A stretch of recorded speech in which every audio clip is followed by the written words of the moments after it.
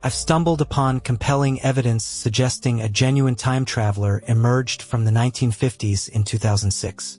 This isn't a singular claim, as others have also stepped forward with similar tales. Buckle up, TARDIS enthusiasts, as we embark on a mind-bending journey exploring some of the most compelling and bizarre time travel accounts I've uncovered. Before we delve into these captivating narratives, let's establish a fundamental truth. Time travel is indeed possible. It's a fact. How do I know? According to Albert Einstein's theory of relativity, time and space are intricately linked. The faster you travel, the slower time appears to move for you. Don't just take my word for it. Scientists have tested this theory by subjecting one clock to the rigors of a high-speed flight while keeping another stationary on the ground. After the flight, the clocks were compared, revealing that the clock aboard the plane had fallen slightly behind its earthbound counterpart. While this doesn't signify we have the capability to leap hundreds of years into the future right now, it definitely gives us pause, doesn't it? Keeping this in mind, allow me to introduce you to the extraordinary case of Sergey Panamarenko. In April 2006, the Ukrainian city of Kiev witnessed a peculiar sight. A man, clad in a vintage outfit and clutching a retro camera, wandered its streets with an air of confusion. This enigmatic stranger shuffled about, appearing disoriented, before crossing paths with a couple of police officers. He nervously inquired about directions, but the location he sought no longer existed. He then posed a question that would leave them reeling. "What year is it?" he repeated, his voice laced with urgency. Growing weary of his insistent inquiries, the police officers apprehended the strange man. During interrogation, he identified himself as Sergey Panamarenko and claimed to be from the year 1958. Understandably, the officers dismissed his claim. But then he presented his ID, and things took a dramatically bizarre turn. The identification had been issued by the Soviet Union, a nation Ukraine hadn't been a part of since 1991, 15 years prior. However, Sergey appeared no older than 30, and his birth date on the ID card read 1932. Something was profoundly amiss.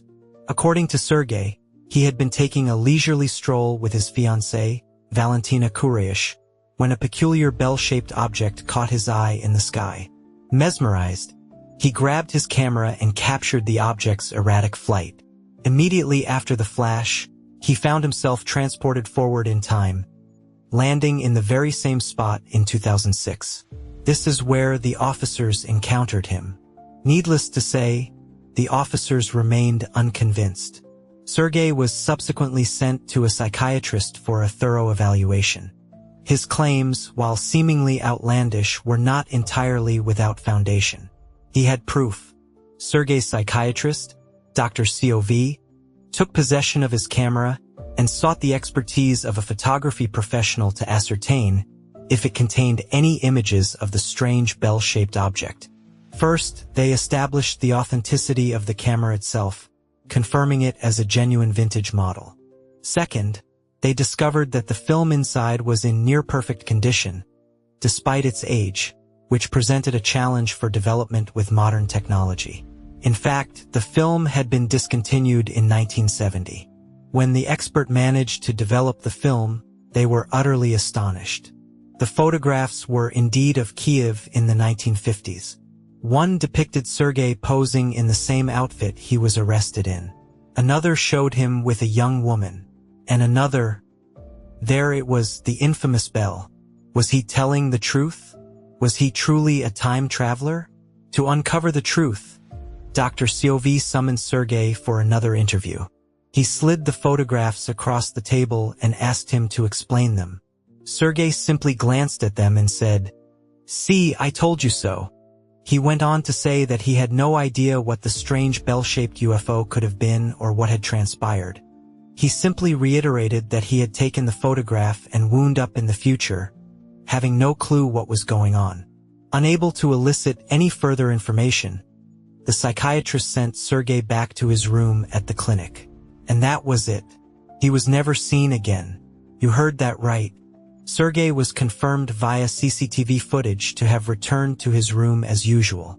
But once inside, he vanished completely. Seriously, the door never opened again. The bars on the window should have made escape impossible. Regardless, when he was next checked on, he was gone. A time traveler and a magician? What's next? Well, now the police had a missing person case on their hands. In an effort to learn more about this mysterious character, they delved into old records from Soviet-era Ukraine. Lo and behold, there had been a Sergey Panamarenko living in the country at the time, and he had been declared missing in 1960, not 1958. The coincidence was unsettling, but it led them to a dead end. Determined to find answers, the officers decided to seek out Sergey's supposed fiancée, Valentina Kurish. After some intense sleuthing, they finally located a woman by that name. It was time to pay her a visit. As they knocked on the door, they watched in amazement as a 70-year-old woman answered. Could it really be her? She explained that her fiancé, Sergey, had gone missing in 1958, but that he had returned to her a few days later, claiming he had seen into the future. Apparently, Sergey had become a bit of a local celebrity after his time jump, sharing stories of future technology he had witnessed during his trip. But he didn't stick around forever. He vanished again in the 1970s, this time never to return. Following this revelation, Valentina provided the investigators with some new photographs, one of which supposedly showed Sergey standing in Kiev in the year 2050. Check out the skyline. It's far more advanced than it is in the present day. This guy sure got around. Was that where he went when he disappeared for good? So, how did Valentina get hold of the photo? Did he time travel more than twice? How did he even time travel in the first place? Where was he now? He could literally be anywhere, hundreds or even thousands of years into the future. Oh, my head hurts. The mystery was never solved. Sergey was never seen again, and the story became legendary. So legendary that it was even featured on a Ukrainian TV show named Aliens, where the events were recreated. That's where that CCTV footage came from. But that leaves us with a question. Where's all the actual evidence? The CCTV footage, the photo of his ID card, the photo of Sergey from 2050? Shock horror, they were all just recreations, and not even particularly convincing ones. This CCTV feed displays the date Wednesday, April 23, 2006. But if you check that date, it was actually a Sunday. The real footage is suspiciously nowhere to be found. Additionally, the ID card has several inaccuracies. And as for that image of Sergey in 2050, well, several of the skyscrapers are just cloned through Photoshop. But hold on, they were only ever supposed to be recreations, right? So this crazy tale could still be true technically, yes. But there's a chance that the Ukrainian show didn't recreate the events at all and actually just invented the whole affair, presenting it as fact. They're not exactly the most reputable source, and any real evidence for the story is yet to show up. It's all smoke and mirrors. And in all honesty, though, we just don't know. Maybe we never will. But what do you think? Is this the single most convincing time travel story ever?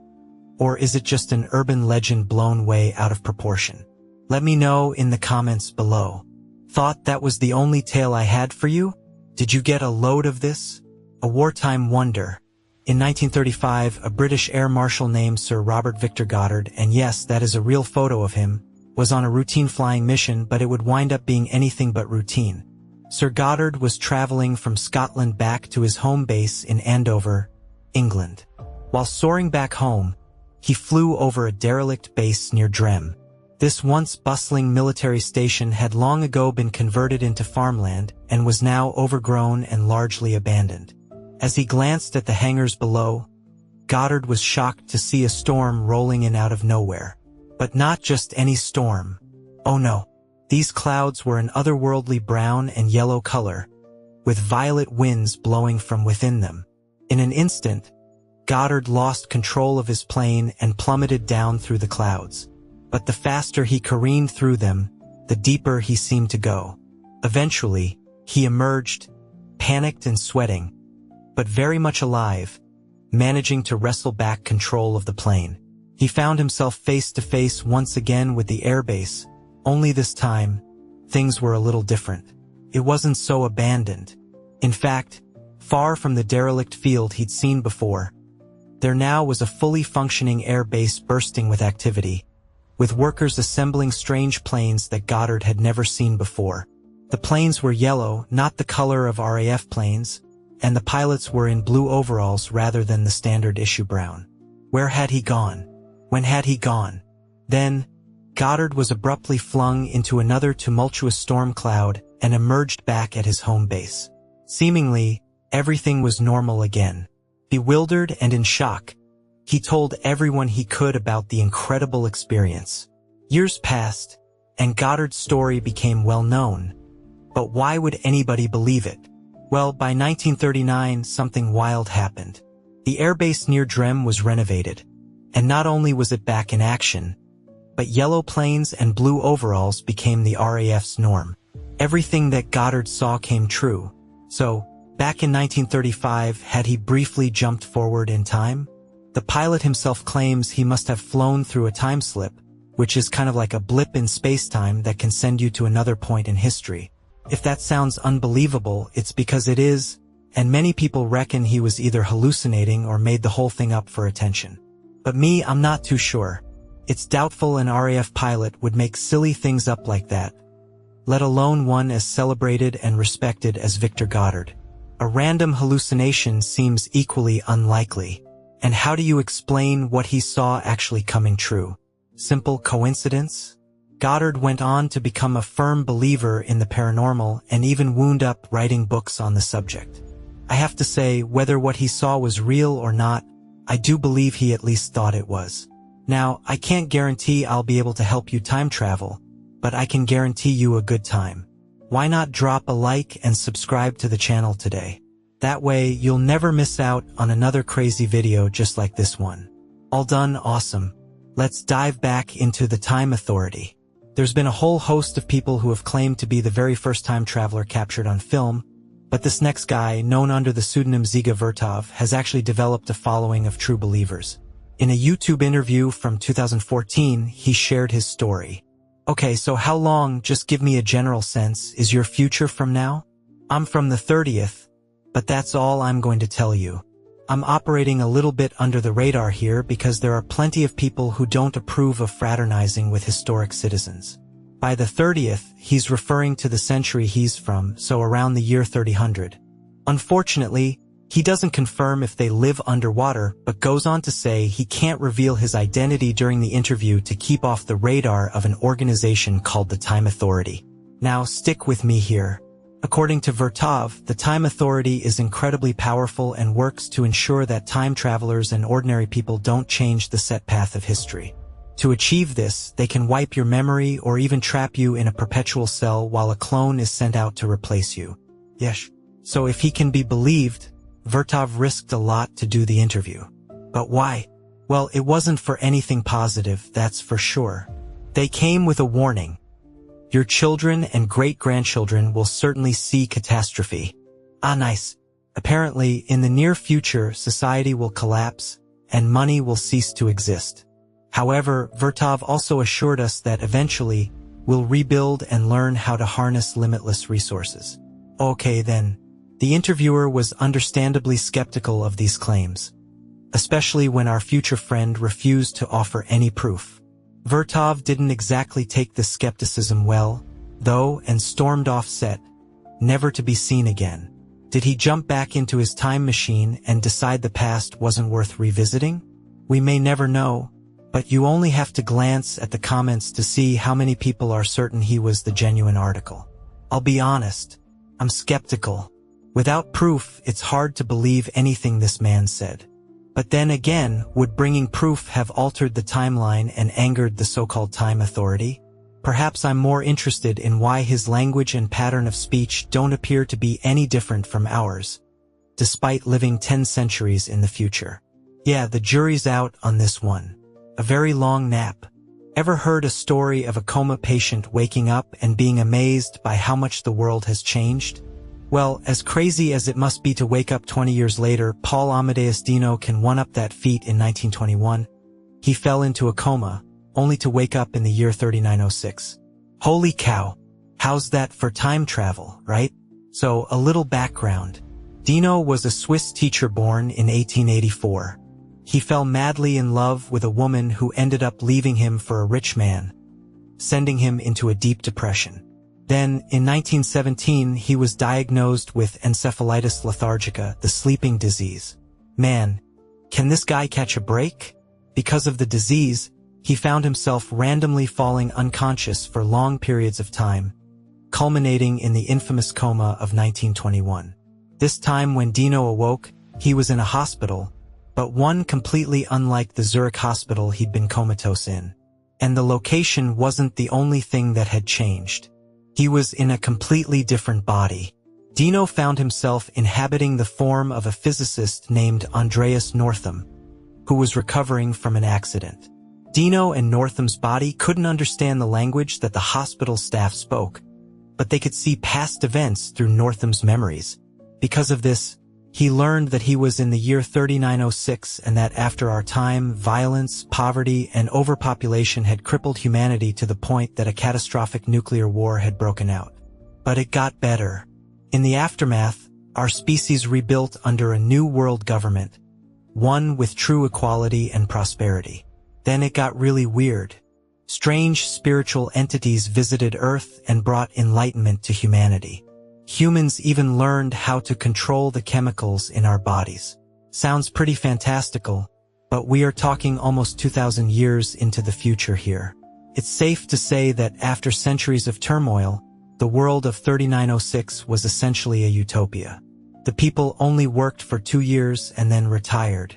Think of all the free time I'd have to mordant while living in the future.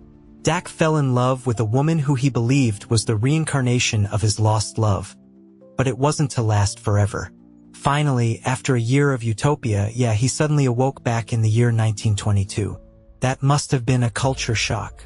Being an intellectual, Dino didn't tell anybody about his experience for fear of being called crazy. So how did we ever find out? Well, after he awoke, he wrote all of his experiences down in a diary, then moved to Greece and started teaching there. While there, he passed on the diary to his favorite student, George Papazis, for him to read over, despite being told never to share the work. However, Papazis ended up betraying his teacher and publishing it in 1972. Wow. Whether you agree with his decision or not, we'd never have heard about it otherwise, which is precisely the problem. Some claimed that Papazis had actually just written a work of fiction and framed it as fact for publicity. In which case, wait for it, Dino was never real, just a literary device. And sure enough, there are no records of Dino ever actually existing. Indeed, the photo commonly associated with the guy was found to just be a criminal from New Zealand. Pretty sus, right? Others think that Dino did exist and he did have that wild experience, but it wasn't time travel, it was just an incredibly vivid dream. Coma patients have been known to have these larger-than-life dreams, so it's not outside the realm of possibility. But what about the more interesting option? Could Dino have actually seen the world of tomorrow? Did he even exist? I guess there's only one way to find out. Wait and see if his predictions start coming true. We might be waiting a while, though. Future photo. Okay, we might need to be wearing our tinfoil hats for this next one. Back in 2018, a man named Alexander Smith appeared in a handful of videos on the YouTube channel Apex TV, and he had a confession. Can you guess? Alex claimed he was a time traveler. Okay, maybe that wasn't the hardest guess. Supposedly, the CIA had sent him on a top-secret mission back in 1981, when he had to travel through time to the year 2118. What that mission was exactly, he was tight-lipped about, but when he returned, the CIA weren't happy. The traveler claimed he had to go into hiding, and they've been hunting him down ever since. But I'm living in hiding. They're not going to find me. Yes, I did tell my family about the story, but only after I said it on video recording. Okay, so what do we have to go on here other than his word? Well, Smith produced a photo from his pocket that he claimed was a copy of one confiscated from him by the CIA. See, when he was in 2118, he'd snapped the futuristic cityscape. At least, that's what he says. That pic is far too blurry to really see anything, though.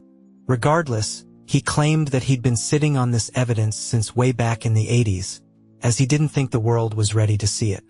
No idea why he thought 2018 of all years was the right time, but whatever. He went on to urge humanity to deal with climate change, implying he'd seen a future where it ravaged the globe. Wouldn't you want to tell people that as soon as possible rather than hanging around? I don't know, though. That photo doesn't look like it depicts a ravaged city. Not that you can tell, of course. Supposedly, it's only blurry because that's what happens when you travel through time.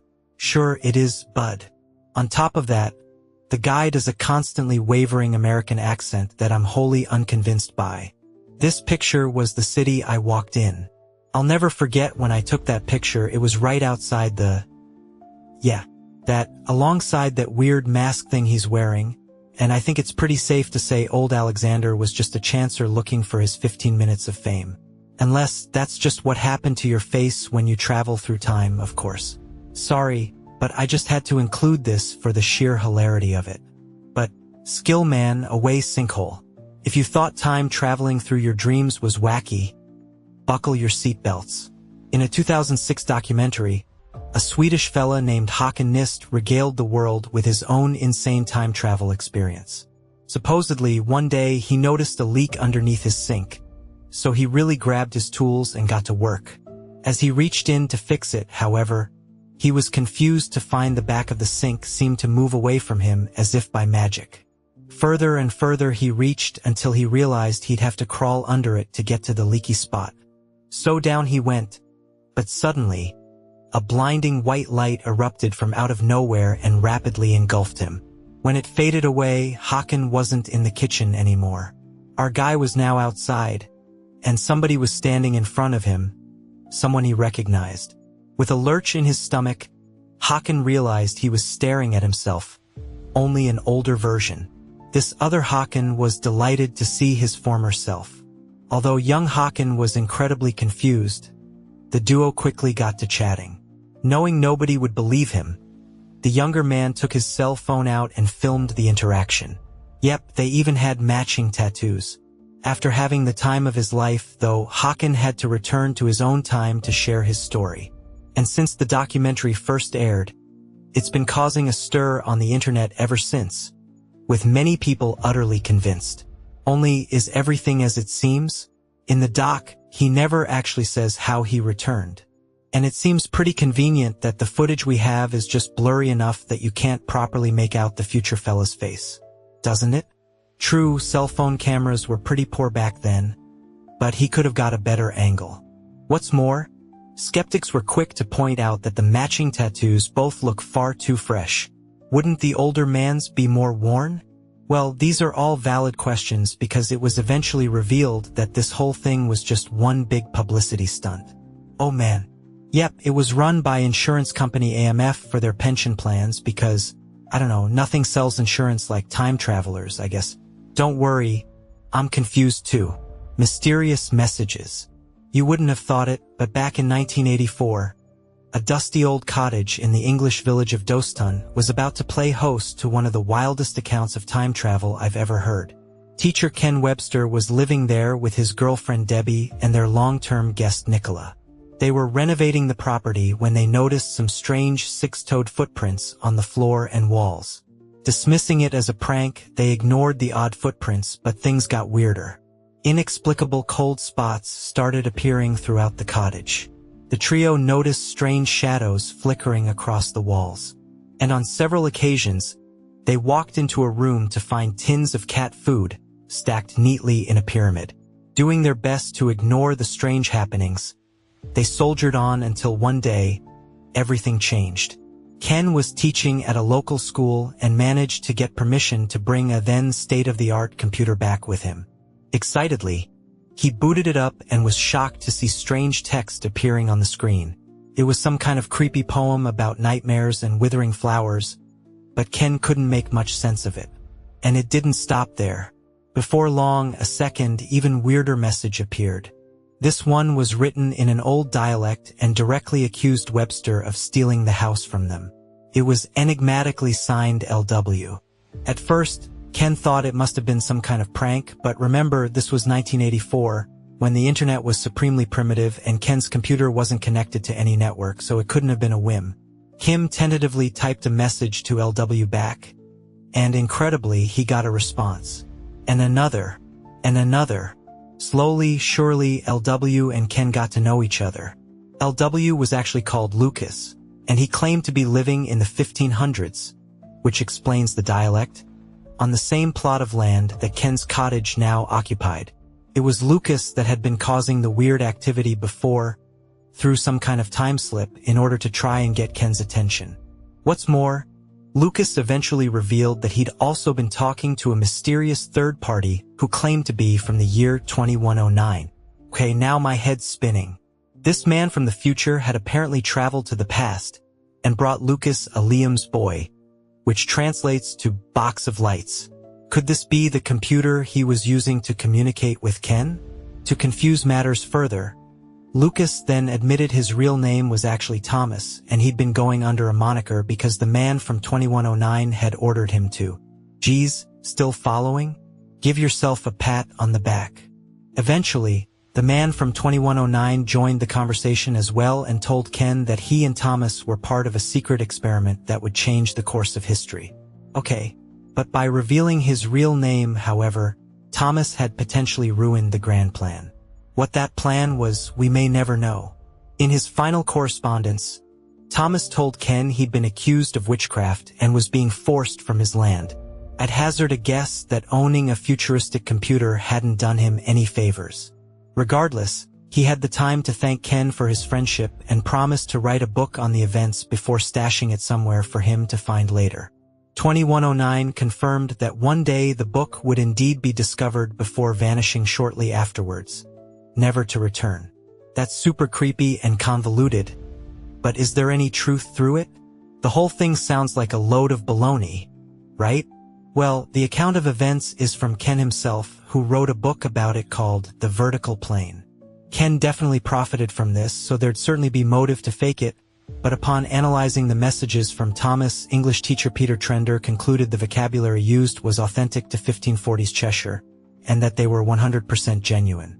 Other academics have disagreed with this, pointing out various inconsistencies with the language that may point to it being a hoax. Despite this, we can never truly know, and can remain steadfast that many of the messages came through and nobody was in the house to be able to fake them. Thomas's promised book, however, remains unfound. Now, I'm on the fence with this one. I want it to be real. I really do, but until we get some more concrete proof, I'll leave it up to you to decide. And with that, I've had about all the timey-wimey tales I can take. Which of those incredible accounts did you think was most believable? Let me know down in the comments below, and thanks for watching.